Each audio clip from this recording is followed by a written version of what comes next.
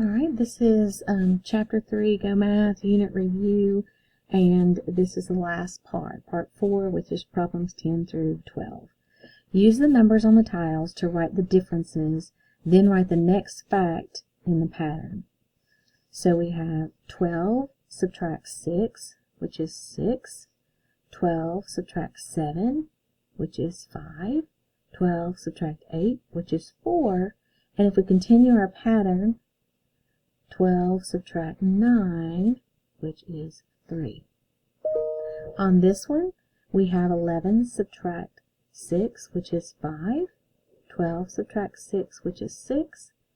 13 subtract 6, which is 7.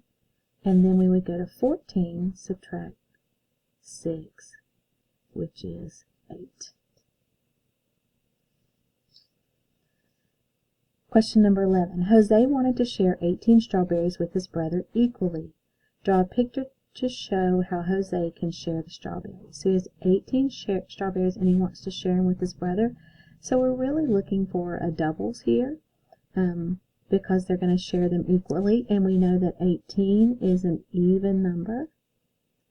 So what number plus that same number will be equal 18?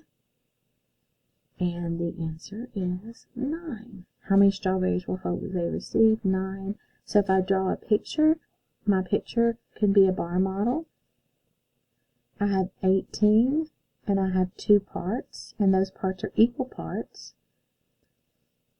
And that's one way I can draw that.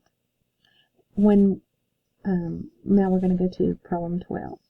Hank has 13 grapes. He gives 5 grapes to his sister. How many grapes does Hank have now?